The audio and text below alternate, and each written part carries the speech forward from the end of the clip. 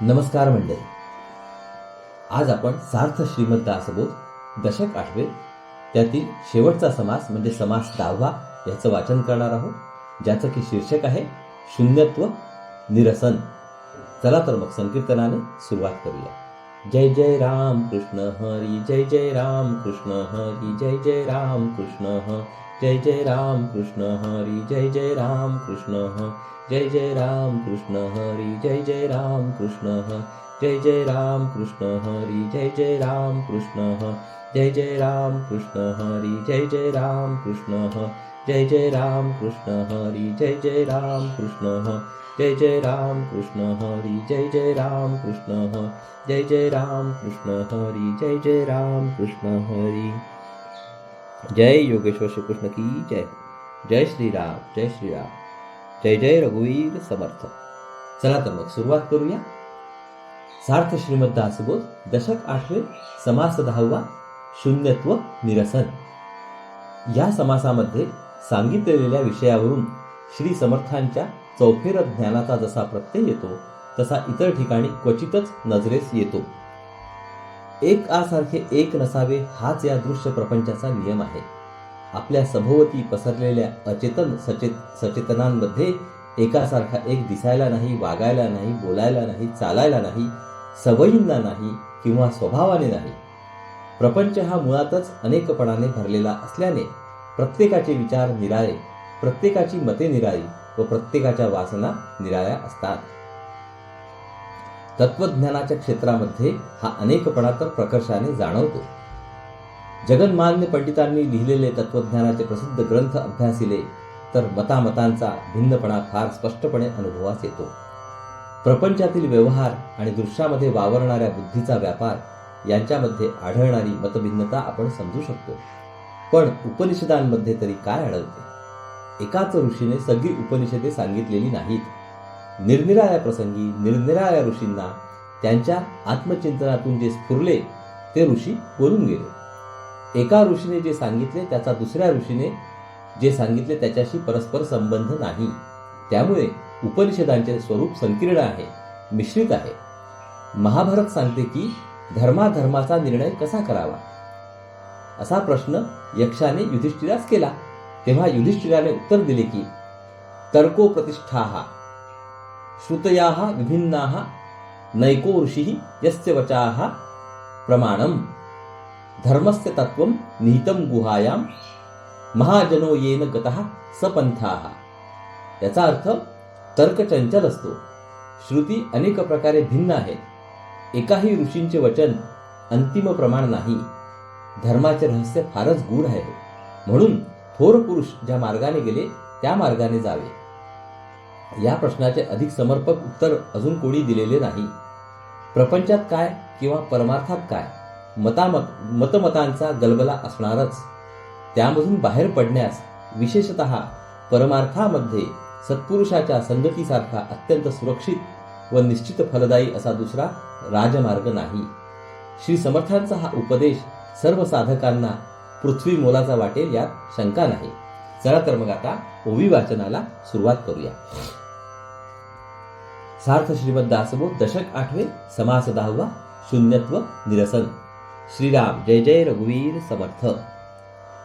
जनाचे अनुभव पुसता कहो उठिला अवचिता, हा कथा कल्लोळ श्रोता कौतुके ऐकावा. प्रथम प्रापंचिक म्हणजे अज्ञानी लोकांच्या नाना प्रकारच्या मतांचे सविस्तर वर्णन श्री समर्थ करतात. सामान्य लोकांची मते त्यांचे अनुभव जर बघितले तर ते परस्पर विरुद्ध असतात. एकमेकांमध्ये कलह उत्पन्न होण्याचीच पाळी येते. या मतांचा गोंधळ व अनुभवांची आरडाओरड श्रोत्यांनी गमतीने ऐकावी. एक म्हणती हा संसारू, करिता पाविजे पैल पारू, आपला नव्हे की जो जारू, जीव देवाचे. एक म्हणतो की आपण हा संसारच करावा, संसार करता करता त्यातून पार पडता येते. जीवांवर देवाचे नियंत्रण असल्याने हा व्याप काही आपल्या मालकीचा नव्हे. एक म्हणती हे न घडे, लोभ येऊन अंगी जडे, पोटस्ते करणे घडे, सेवा कुटुंबाची.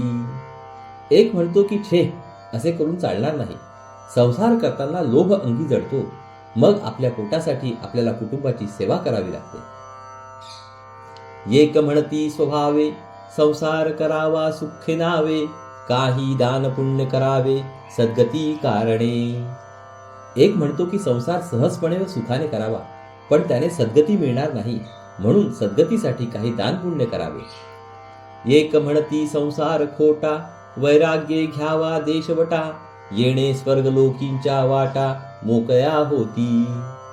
एक म्हणतो की संसार मुळी खोटाच आहे, वैराग्य धारण करावे आणि कोठेतरी देशांतरास निघून जावे, असे केल्याने स्वर्ग प्राप्तीचा मार्ग मोकळा होतो. एक म्हणती कोठे जावे, व्यर्थची कासया हिंडावे, आपुले आश्रमी असावे, आश्रम धर्म करुनी. एक म्हणतो की आपले घर सोडून कोठे जायचे, उगीच पायपीट करून फुकट हिंडण्यात काही अर्थ नाही, आश्रम धर्म सांभाळून आपल्या घरीच असावे हे चांगले. एक म्हणती कैचा धर्म, अवघा हो तसे अधर्म, ये संसारी नाना कर्म करणे लागे. एक म्हणतो की अहो कसला आला आहे धर्म, जिकडे तिकडे अधर्म बोकाळला आहे, या संसारामध्ये नाना प्रकारची भलीबुरी कर्मे करावी लागतात. एक म्हणती बहुता परी, वासना असावी बरी, येण्याची तरी जे संसारी अनायासे. एक म्हणतो की शक्य तितकी वासना चांगली ठेवावी, वासना शुद्ध असेल तर माणूस विनासायास संसार तरून जातो. एक म्हणती कारण भाव, भावेंची पाविजे देव, ये रहे अवघेंची वाव गथा गोवी. एक म्हणतो की संसार तरण्यास निष्ठा पाहिजे, निष्ठेने भगवंताची प्राप्ती होते, बाकी साऱ्या गोष्टी वायफळ समजाव्या. एक म्हणती वडिले जीवी, अवघी देवची मानावी, माये बापे पूजित जावी एका भावे. एक म्हणतो की आई बापांना अगदी मनापासून देव मानावे, अगदी शुद्ध निष्ठा ठेवून त्यांची पूजा करीत जावी. एक म्हणती देव ब्राह्मण, त्यांचे करावे पूजन, माये बाप नारायण विश्वजनाचा. एक म्हणतो की देव ब्राह्मणांचे पूजन करावे, भूतमात्रांचा पोषण करता नारायण त्यामुळे प्रसन्न होऊन कृपा करतो. एक म्हणती शास्त्र पहावे, तेथे निरोपिले देवे, तेणे प्रमाणेंची जावे परलोकासी. एक म्हणतो की शास्त्रांचा अभ्यास करावा, भगवंताने त्यामध्ये जो उपदेश केला आहे त्याप्रमाणे वागावे, म्हणजे परलोक प्राप्त होतो. एक म्हणती अहो जना, शास्त्र पाहता पुरवेना, या कारणे साधू जना शरण जावे. एक म्हणतो की अहो शास्त्रे इतकी आहेत की त्याचे अध्ययन संपत नाही, म्हणून त्या भानगडीत न पडता साधूला शरण जावे. एक म्हणती सांडा गोठी, वायांची करिता चावटी, सर्वास कारण पोटी भूतदया असावी. एक म्हणतो की जाऊ द्या या गोष्टी, उगीच वटवट करू नका, अंतःकरणात भूतदया असावी, हेच सर्वांचे सार आहे. एक म्हणती एकची बरवे, आपुल्या आचारे असावे, अंतःकाळी नाम घ्यावे सर्वोत्तमाचे. एक म्हणतो की आपापल्या आचार धर्माने वागावे हेच उत्तम होय, आणि अंतःकाळी भगवंताचे नाम घ्यावे म्हणजे झाले. एक म्हणती पुण्य असेल तरीच नाम येईल, नाही तरी भुली पडेल अंतःकाळी. एक म्हणतो की पुण्यपदरी असेल तरच अंतःकाळी मुखात भगवंताचे नाम येईल, नाहीतर त्या शेवटच्या क्षणी माणसाला भ्रम होतो. एक म्हणती ती जीत असावे, तवची सार्थक करावे, एक म्हणती फिरावे तीर्थाटन. एक म्हणतो की आपण जिवंत आहोत तोपर्यंत आपले सार्थक करून घ्यावे, एक म्हणतो की तीर्थाटन करीत फिरावे. एक म्हणती हे अटाटी, पाणी पाषाणाची भेटी, सुबकुळ्या मारिता हिमपुटी कासावी स्वभावे. त्यावर एक म्हणतो की तीर्थाटनाची यातायात करण्याची जरूर नाही, तीर्थामध्ये जाऊन शेवटी पाणी व पाषाण यांचेच दर्शन घ्यायचे असते. तीर्थामध्ये बुचकळ्या मारता मारता नाकातोंडामध्ये पाणी जाऊन जीव मात्र कासावीस होतो, कष्टी होतो. एक म्हणती सांडी वाचाळी, अगाध महिमा भूमंडळी, दर्शन मात्रे होये होई महापातकाची. त्यावर आणखी एक म्हणतो की हा वाचाळपणा पुरे करा, या जगामध्ये तीर्थांचा महिमा फारच थोर आहे, तीर्थांच्या नुसत्या दर्शनाने मोठमोठ्या पापांची होळी होते. एक म्हणती तीर्थ स्वभावे कारण मन अवरावे, एक म्हणती कीर्तन करावे सावकास. एक म्हणतो की मन आवरावे हा सगळ्या साधनांचा हेतू आहे. मग आपण मन आवरावे की तेच तीर्थ बनते. एक म्हणतो की सतत कीर्तन करीत जावे. एक म्हणती योग बरवा मुख्य तोची आधी साधावा, देहो अमरची करावा अकस्मात. एक म्हणतो की योग साधन सर्वात उत्तम आहे, म्हणून सगळे बाजूला करून आधी योग साधना करावी, त्याने देह अमर करून टाकावा. एक म्हणती ऐसे काये काळ वंचना करू नये, एक म्हणती धरावी सोये भक्ती मार्गाची. एक म्हणतो की हे काय, अशा रीतीने काळाला फसवू नये. एक म्हणतो की भक्ती मार्गाचा अवलंब करावा.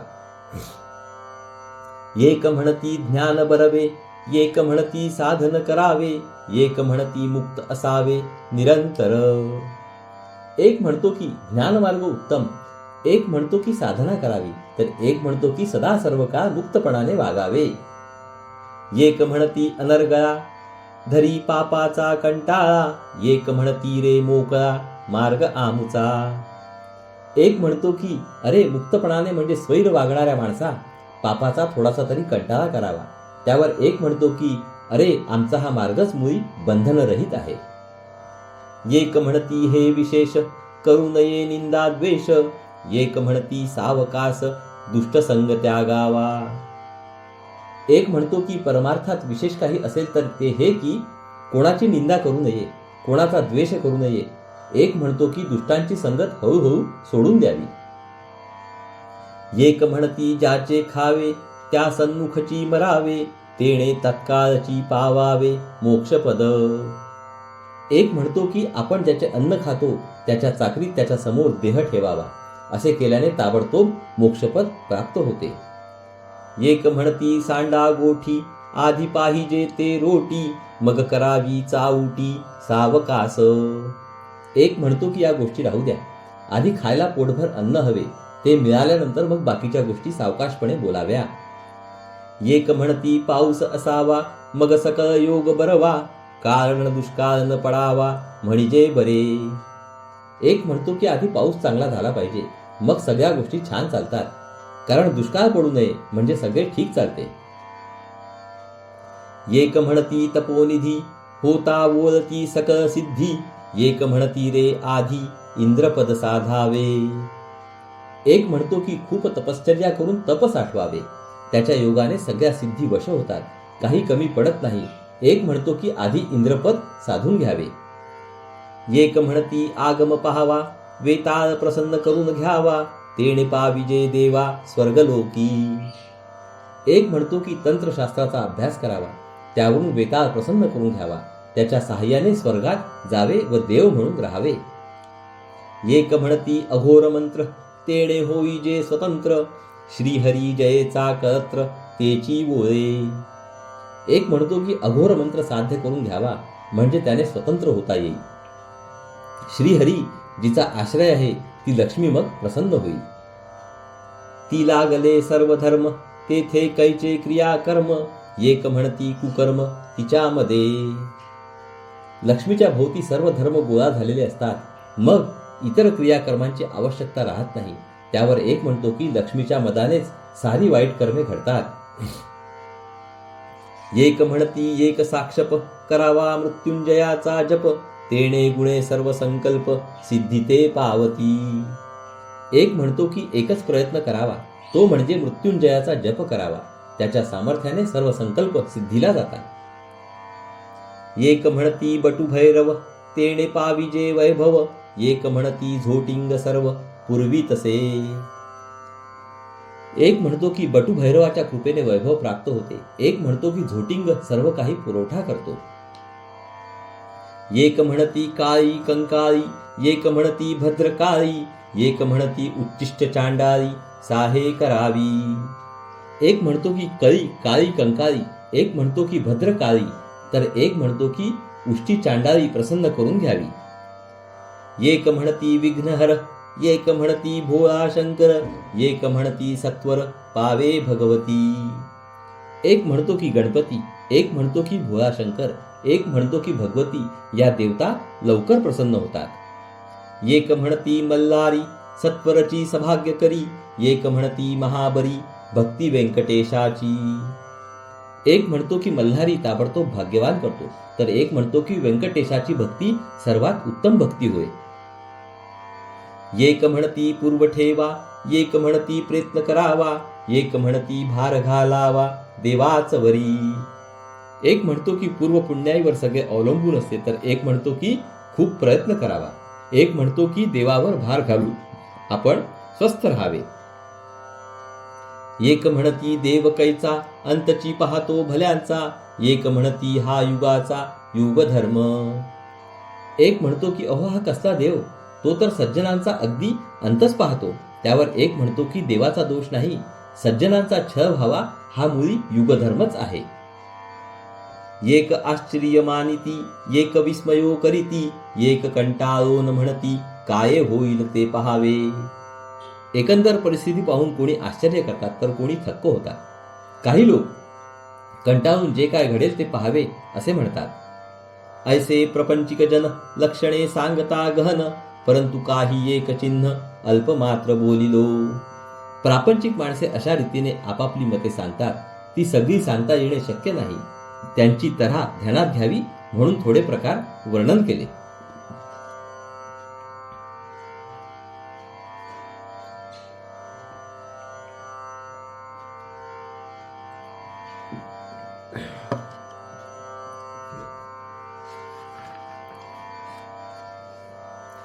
आता असो हा स्वभाव, ज्ञात्यांचा कैसा अनुभव, तोही सांगिजेल सर्व सावध ऐका. प्रापंचिक लोक तर बोलून चालून अज्ञानी असतात. त्यांची मते भ्रममूलक असली तरी त्यात काही नवल नाही. पण परमार्थ मार्गात राहणारे आणि स्वस्वरूपाची ओळखण असणारे लोक देखील आपापली भिन्न मते मांडतात. त्यांचा अनुवाद आता श्री समर्थ येथे करत आहेत. प्रापंचिक लोकांच्या स्वभावाचे वर्णन आता पुरे. ज्ञात्यांचे अनुभव किती प्रकारचे असतात ते आता सविस्तर सांगतो, ते लक्ष देऊन ऐकावे. एक म्हणती करावी भक्ती, श्रीहरी देईल सद्गती, एक म्हणती ब्रह्मप्राप्ती कर्मेंची होये. एक म्हणतो की भक्ती करावी म्हणजे भगवंत चांगली गती देतो. एक म्हणतो की कर्म करण्यानेच ब्रह्मप्राप्ती होते. एक म्हणती भोग सुटेना, जन्म मरण हे तुटेना, एक म्हणती उर्मी नाना अज्ञानाच्या. एक म्हणतो की भोग भोगल्या वाचून काही सुटत नाही, त्यामुळे जन्म मरण परंपरा काही तुटत नाही. एक म्हणतो की अज्ञानातून सर्व उर्मी येतात, अज्ञान आहे तोपर्यंत त्या येत राहणारच. एक म्हणती सर्व ब्रह्म तेथे कैचे क्रियाकर्म, एक म्हणती हा अधर्म बोलोंची नये. एक म्हणतो की एका ब्रह्माखेरीज दुसरे काहीच जर नाही तर मग क्रियाकर्मांची जरूर आहेच कोठे. त्यावर एक म्हणतो की क्रियाकर्माच्या बाबतीत अशी भाषा वापरणे हा अधर्म आहे असे बोलू नये. एक म्हणती सर्व नासे उरले तेची ब्रह्म असे, एक म्हणती ऐसे नसे समाधान. एक म्हणतो की दृश्य सारे नाशवंत आहे, सर्व दृश्य नष्ट झाल्यावर जे उरते तेच ब्रह्म होय. त्यावर एक म्हणतो की समाधानाचे स्वरूप अशा प्रकारचे नाही. सर्व ब्रह्म केवळ ब्रह्म, दोन्ही पूर्व पक्षाचे भ्रम, अनुभवाचे वेगळे वर्म म्हणती एक. सर्व ब्रह्म आहे असे म्हणणे आणि सारे दृश्य नष्ट होऊन उरणारे ते ब्रह्म आहे असे म्हणणे हे दोन्ही सिद्धांत पूर्व पक्षाचे भ्रम आहेत. म्हणून एक म्हणतो की ब्रह्माच्या अनुभवाचे वर्म काही वेगळेच आहे. एक म्हणती हे न घडे अनुर्वाच्य वस्तू घडे, जे बोलता मौन्य पडे वेदशास्त्रांसी. एक म्हणतो की ब्रह्माचे वर्णन करू जाता वेदशास्त्रांना देखील मौन धरावे लागते, बोलणे थांबवावे लागते. ब्रह्म मन आणि वाणी यांच्या कक्षेबाहेर आहे. ते मनाच्या कक्षेमध्ये म्हणजे अनुभवाच्या आवाक्यामध्ये येणे शक्य नाही. आता येथे श्रोता एक आक्षेप काढतो. तव श्रोता अनुवादला म्हणे निश्चये कोण केला, सिद्धांत मते अनुभवाला उरी कैची. हे ऐकून श्रोत्याने असे विचारले की ब्रह्म असे आहे आणि तसे आहे असा निश्चय कोणी केला. कारण सिद्धांत पक्षाप्रमाणे सद्वस्तूच्या ठिकाणी मी अनुभव घेतो असे द्वैत नसते. जेथे हे द्वैत नसते तेथे अनुभव निर्माण होऊच शकत नाही. यावर वक्ता आपला मुद्दा स्पष्ट करून सांगतो. अनुभव देही वेगळाले, हे पूर्वीच बोलिले, आता काही एक केले नवचे की. प्रत्येक माणसाचे अनुभव निरनिराळे असतात, हे पूर्वीच सांगितले आहे. ते सगळे आता एक करता येणार नाहीत.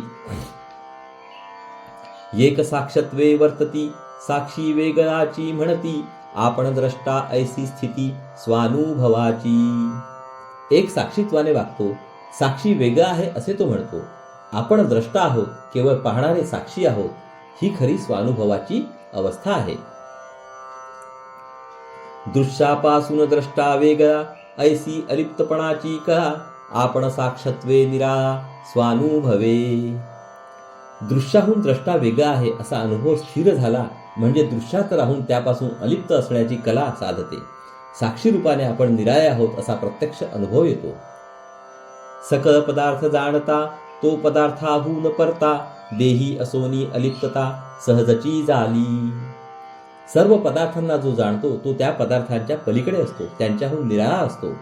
असा अनुभव आल्यावर देहांत असून देखील अगदी सहज अलिप्तता साधते. एक ऐसे स्वानुभवे, म्हणती साक्षत्व वर्तावे, दृश्य असोनी वेगळे भावे द्रष्टेपणे. ज्याला हा अनुभव येतो तो म्हणतो की आपण साक्षीपणाने वागावे.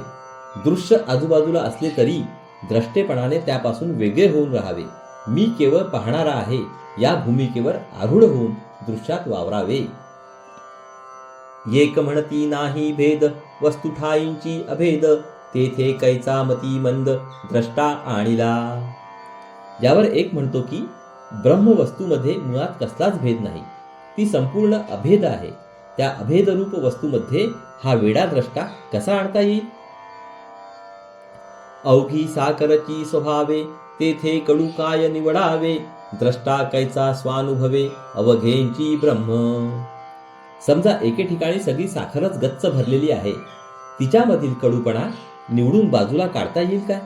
त्याचप्रमाणे जेथे सगळे परब्रह्म घनदाट भरलेले आहे तेथे स्वानुभवाने द्रष्टा वेगळेपणाने बाजूला काढता येणार नाही. प्रपंच परब्रह्म अभेद, भेदवादी मानिती भेद, परिहा आत्मा स्वानंद आकारला. प्रपंच व परब्रह्म, दृश्य विश्व आणि परमात्म वस्तू यामध्ये यत्किंचित भेद नाही. भेद मानणारे लोक उगीच भेद मानतात. एकच एक स्वानंद घन आत्मा विश्वरूपाने आकारास आलेला आहे. विघुरले तूप थिजले, तैसे निर्गुणची गुणा आले, तेथे काय वेगळे केले द्रष्टेपणे. गरम तूप पातळ असते, थंड झाले की ते थिजते, तुपात फरक पडत नाही. त्याचप्रमाणे मूळ निर्गुण परमात्म वस्तू सगुण होऊन आकारास आली, तिच्यात फरक नाही. तेथे द्रष्टेपणाने वेगळे काय करता येणार, अर्थात काही नाही. म्हणून द्रष्टा आणि दृश्य अवघा एकची जगदीश, द्रष्टेपणाचे सायास कासयासी. म्हणून द्रष्टा आणि दृश्य दोन्ही मिळून एकच परमेश्वर आहे, मग द्रष्टेपणाची खटपट हवी कशाला. ब्रह्मची आकारले सर्व, ऐसा एकांचा अनुभव, ऐसे हे दोन्ही स्वभाव निरोपिले. सारांश, हे दृश्य विश्व म्हणजे आकारास आलेले परब्रह्मच होय असा काही लोकांचा अनुभव असतो. अशा प्रकारचे हे दोन अनुभव सांगितले. एक अनुभव असा की द्रष्टा दृश्याहून वेगळा आहे, तो साक्षीपणाने दृश्य पाहतो. दुसरा अनुभव असा की द्रष्टा वेगळेपणाने नाहीच, द्रष्टा आणि दृश्य दोन्ही एकच परमात्म वस्तू आहेत. अवघा आत्मा आकारला, आपण भिन्न कैचा उरला, दुसरा अनुभव बोलिला ऐसिया परी.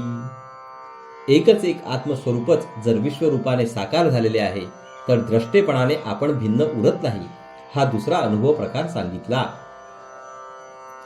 ऐक तिसरा अनुभव, प्रपंच सारुनिया सर्व, काही नाही तोची देव ऐसे म्हणती. अनुभवाचा तिसरा प्रकार सांगतो तो ऐकावा. सर्व दृश्य प्रपंच अथवा दृश्य विश्व बाजूस सारावे. ते बाजूस सारल्यावर जे काहीच शिल्लक उरले नाही असे वाटते तोच देव समजावा असे काही लोक म्हणतात.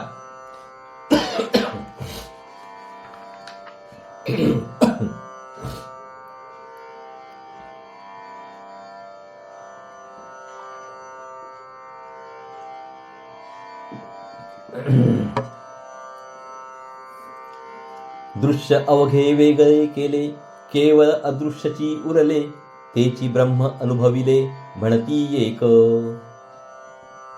जेवढे दृश्य म्हणून आहे ते सगळे बाजूस सारल्यावर केवळ अदृश्य शिल्लक उरते. त्याचा अनुभव हाच ब्रह्मस्वरूपाचा अनुभव होय असे काही लोक म्हणतात. परी ते ब्रह्म म्हणू नये, उपाया सारिखा अपाये, शून्यत्वास ब्रह्म काये म्हणो येईल. सगळे दृश्य बाजूस सारले की शून्य उरते. त्या शून्याला ब्रह्म म्हणता येणार नाही. शून्याला ब्रह्म म्हटले तर उपाय झाल्यासारखे होईल. ब्रह्मासारखे संपूर्ण खरे अस्तित्व दुसरे नाही. शून्य म्हणजे अस्तित्व नाही ते. ब्रह्म शून्य आहे म्हणजे ब्रह्माच्या अस्तित्वाला नाहीसे करण्यासारखेच आहे. म्हणून ब्रह्म अनुभवास येण्यास जो उपाय केला तो अखेर अपाय ठरतो. दृश्य अवघे ओलांडिले, अदृश्य शून्यत्वी पडिले, ब्रह्म म्हणोनी मुरडले, तेथुनीच मागे. दृश्य सगळे ओलांडले म्हणजे अदृश्य शिल्लक उरते. ते शून्य रूप आहे. ते शून्यच ब्रह्म आहे असे समजून साधक मागे फिरतो. इकडे दृश्य तिकडे देव, मध्ये शून्यत्वाचा ठाव, तया संबंध बुद्धिस्तव प्राणी ब्रह्म म्हणे. वास्तविक या कडेला दृश्य विश्व आहे, त्या कडेला परब्रह्म आहे. या दोन्हींच्या मध्ये शून्याचे स्थान आहे. वेडा साधक त्या शून्यालाच ब्रह्म समजतो. रायास नाही ओळखिले, सेवकास रावसे कल्पिले, परी ते अवघे व्यर्थ गेले, राजा देखता. एक माणूस राजास भेटावयास गेला. त्याला राजाचा नोकर भेटला. तोच राजा आहे अशी गैरसमजूत त्याने करून घेतली. नंतर खरा राजा भेटला तेव्हा पहिली समजूत अगदी चुकीची ठरली. तैसे शून्यत्व कल्पिले ब्रह्म, पुढे देखता परब्रह्म, शून्यत्वाचा अवघा भ्रम तुटो न गेला. त्याचप्रमाणे दृश्य ओलांडल्यानंतर आढळलेले शून्य ब्रह्म मानले खरे, परंतु नंतर खरे परब्रह्म दर्शन झाले तेव्हा शून्यपणाचा सगळा भ्रम आपोआपच नाहीसा झाला. परी हा सूक्ष्म आडता, वारी विवेके वेगळा, जैसे दुग्ध घेऊन जळा, राजहंस सांडी. शून्याचा प्रांत हा सूक्ष्माचा प्रांत आहे. परब्रह्माच्या दर्शनामध्ये येणारा शून्याचा अडथळा हा सूक्ष्म असतो. तो सूक्ष्म विवेकानेच बाजूस सारावा लागतो. पाण्यामध्ये मिसळलेले दूध राजहंस वेगळे करतो. त्यामधील दूध घेऊन पाणी टाकून देतो. त्याचप्रमाणे विवेकी साधक शून्य बाजूस सारून ब्रह्मस्वरूप ग्रहण करतो. आधी दृश्य सोडिले, मग शून्यत्व ओलांडिले, मूळ माये परते देखिले परब्रह्म. आधी सगळे दृश्य बाजूस सारायचे, मग अदृश्य शून्य ओलांडून जायचे. त्यानंतर मूळ मायेच्या पलीकडे असणाऱ्या परब्रह्माचे दर्शन घडते. वेगळेपणे पाहणे घडे, तेणे वृत्ती शून्यत्वी पडे, पोटी संदेह पवाडे शून्यत्वाचा. आपण वेगळेपणाने जोपर्यंत पाहतो तोपर्यंत आपली वृत्ती शून्यपणापर्यंत जाऊन तिथे थांबते. त्यामुळे मनात शून्यपणाची कल्पना वाढते. भिन्नपणे अनुभविले, तयास शून्य ऐसे बोलिले, वस्तुलक्षिता अभिन्न झाले पाहिजे आधी. जे अदृश्य सूक्ष्म वेगळेपणाने अनुभवास येते त्यास शून्य असे म्हणतात. पण परमात्म वस्तू अनुभवायची असेल तर प्रथम तिच्याशी तदाकार व्हावे लागते. तिच्याशी अभिन्न होऊनच ती पाहता येते. वस्तू आपणची होणे, ऐसे वस्तूंचे पाहणे, निश्चयेसी भिन्नपणे शून्यत्व लाभे. आपण वस्तुरूप होऊन जाणे ही परमात्म वस्तू पाहण्याची रीत आहे. वेगळेपणाने पाहू गेल्यास खात्रीने शून्य दर्शनच घडते. या कारणे शून्य काही परब्रह्म होणार नाही, वस्तुरूप होऊन पाही स्वानुभवे. या सर्व विवेचनावरून हे स्पष्टपणे ध्यानात येईल की काही केल्या शून्य परब्रह्म होऊ शकणार नाही. परब्रह्माचे दर्शन हवे असल्यास ब्रह्माशी तदाकार होऊनच ते घ्यावे लागते. ब्रह्मरूप होऊनच ब्रह्माचा अनुभव येतो. आपण वस्तू सिद्धची आहे, मन मी ऐसे कल्पू नये, साधू सांगती उपाये तुची आत्मा. आपला खरा मी ब्रह्मस्वरूपच आहे. मी आणि परब्रह्म यांचे ऐक्य स्वतः सिद्ध आहे. म्हणून मन मी आहे अशी कल्पना करू नये. मी स्वतः सिद्ध आत्माच आहे अशी भावना करावी. हा उपाय सत्पुरुष सांगतात. मनमी ऐसे नाथिले संती नाही निरोपिले, मानावे कोणाच्या बोले मनमी ऐसे. मुळात मी मनरूप नाहीच, शिवाय संतांनी तसे कधीही सांगितले नाही. मग उगाच कोणाच्या तरी सांगण्यावरून किंवा बोलण्यावर विश्वास ठेवून मी मनरूप आहे असे मानू नये. संत वचनी ठेविता भाव, तोची शुद्ध स्वानुभव, मनाचा तैसाच स्वभाव, आपण वस्तू. संत वचनावर एकनिष्ठेने श्रद्धा ठेवणे हाच शुद्ध स्वरूपानुभव येण्याचा मार्ग होय.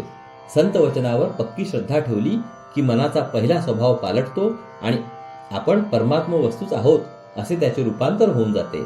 मन देखील ब्रह्मस्वरूप होऊन जाते. जयाचा घ्यावा अनुभव, तोची आपण निराळ वेव, आपुला घेती अनुभव विश्वजन. ज्या स्वस्वरूपाचा अनुभव घ्यायचा असतो ते स्वरूप म्हणजे एखादा लोभी माणूस धन मिळविण्याच्या नादी लागतो. धन मिळविण्याचा हेतू तो विसरून जातो. त्याची वृत्ती केवळ धनमय बनते. त्या धनाचा तो उपभोग घेत नाही, ते नुसते साठवून ठेवतो.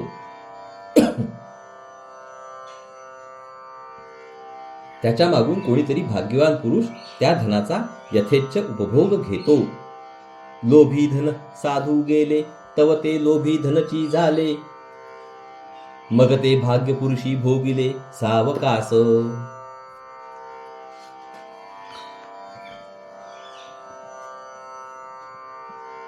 तैसे देह बुद्धी सोडिता, साधकास झाले तत्वता, अनुभवाची मुख्य वार्ता ते हे ऐसी. साधकाच्या बाबतीत असेच घडते. स्वानंद मिळावा म्हणून प्रथम साधक परब्रह्माच्या नादी लागतो. पुढे त्याची देहबुद्धी कमी होत जाते. स्वानंद भोगण्याचा त्याचा हेतू नाहीसा होतो.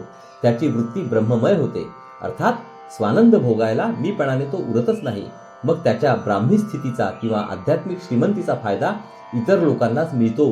ब्रह्मानुभवाची कथा ही अशी आहे. आपण वस्तू मुळी एक, ऐसा ज्ञानाचा विवेक, येथून हा ज्ञानदशक संपूर्ण झाला. आपला खरा मी आणि परब्रह्म मुळात एकरूपच आहे असा ज्ञानाचा स्वच्छ निर्णय आहे. या ठिकाणी ज्ञानदशक संपूर्ण झाला. आत्मज्ञान निरोपिले, येथामतीने बोलिले, न्यूनपर्ण क्षमा केले, पाहिजे श्रोती. माझ्या बुद्धीप्रमाणे मी आत्मज्ञानाचे विवेचन केले. त्यामध्ये जे कमी जास्त असेल त्याबद्दल श्रोत्यांनी मला क्षमा करावी. इति श्री दासबोधे गुरुशिष्य संवादे शून्यत्व निदर्शन नाम समास 10वा.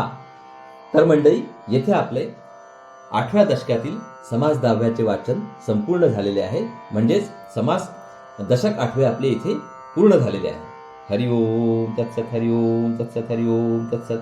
हरे कृष्ण कृष्ण कृष्ण हरे हरे, हरे राम राम राम हरे हरे, हरे कृष्ण कृष्ण कृष्ण हरे हरे, हरे राम राम राम हरे हरे, हरे कृष्ण कृष्ण कृष्ण हरे हरे, हरे राम राम हरे हरे, हरे कृष्ण कृष्ण कृष्ण हरे हरे, हरे राम राम हरे हरे, हरे कृष्ण कृष्ण कृष्ण हरे हरे, हरे राम राम हरे हरे, हरे कृष्ण कृष्ण कृष्ण हरे हरे, हरे राम राम हरे हरे, हरे कृष्ण कृष्ण कृष्ण हरे हरे, हरे राम राम हरे हरे, हरे कृष्ण कृष्ण कृष्ण हरे हरे, हरे राम राम हरे हरे, हरे कृष्ण कृष्ण कृष्ण हरे हरे, हरे राम राम हरे हरे.